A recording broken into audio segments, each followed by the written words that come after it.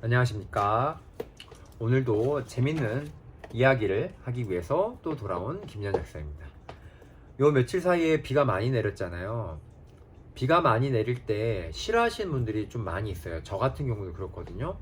왜 그러냐면 비가 오는 날, 날구지를 한다고 표현하기도 하는데 비가 오거나 날씨가 흐려졌을 때 몸이 안 좋아지는 사람들이 있어요. 아마 이 이야기를 듣고 내가 그러는데 이런 분들도 계실 거예요. 왜 날씨가 흐려지면 몸이 안 좋아질까요? 이거에 대해서 오늘은 제가 간단하게 설명드리겠습니다. 우리가 호흡을 할 때는 흡기, 들이마시는 공기가 있고 호기, 뱉어내는 게 있잖아요.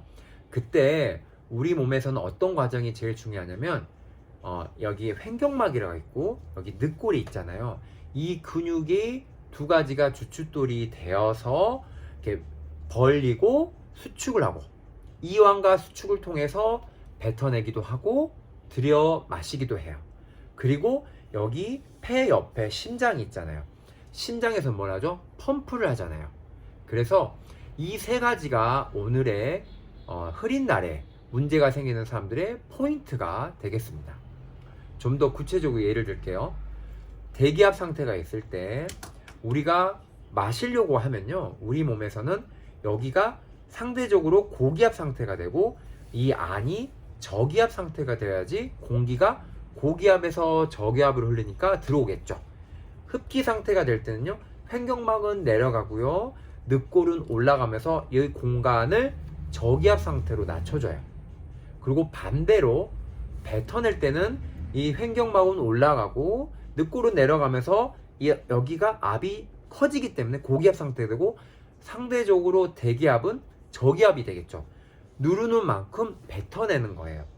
그런데 평상시와 다르게 공기가 대기압 자체가 저기압 상태가 돼버리면 이렇게 뱉어내는 거는 상대적으로 고기압에서 저기압으로 바뀌었으니까 더 쉽지만 이제 반대로 들어 마시려고 할 때 여기를 이렇게 벌려주면서 저기압 상태가 되는데 이 대기압 상태도 평상시보다 저기압으로 바뀌니까 여기서 차이가 별로 안 들어 이렇게 나지가 않겠죠. 그렇게 되면 들어 올려는 공기가 제대로 안 들어오겠죠. 그때 큰 역할을 해야 되는 게 뭐죠? 심장이에요. 심장이 펌프질을 많이 해서 이 폐순환 같은 경우도 도와줘야 되는데 이제 좀 눈치채셨나요? 흐린 날 굉장히 헉헉대고 지치신 분들 특징은요, 이거의 기능에 문제가 있는 사람도 있지만 근육의 문제, 심장 기능이 떨어지는 사람들이 보통 이런 증상을 호소합니다. 그래서 이런 분들은 단순히 흐린 날에 비 오는 날 난 너무 힘들어 이렇게만 이야기하지 않고요, 몇 가지 특징을 갖고 계시는데요. 대표적으로 나이가 조금 50대 60대 이렇게 넘어가신 분들 특징이 뭐냐면 계단을 오를 때나 걸으실 때 숨이 차다는 말을 많이 하세요. 심폐 기능이 떨어져 버리기 때문에 말 그대로 호흡 자체가 굉장히 힘들어요. 그리고 한여름 8월 같은 경우는 무더위가 왔을 때 약국문을 여실 때도 독특한 리액션이 있어요. 문을 열자마자 하시는 말이에요. 살 것 같아. 보통 8월 달에 다들 에어컨을 실내에 다 틀어놨잖아요. 무더위에 걷다가 에어컨이 켜져 있는 그런 실내로 들어가시면 살 것 같아. 제가 지금 약간 오바를 한 것 같지만 오바한 게 아니고요, 항상 매년 8월 달에 이런 반응을 보이시면서 들어오시는 분들이 꼭 계세요.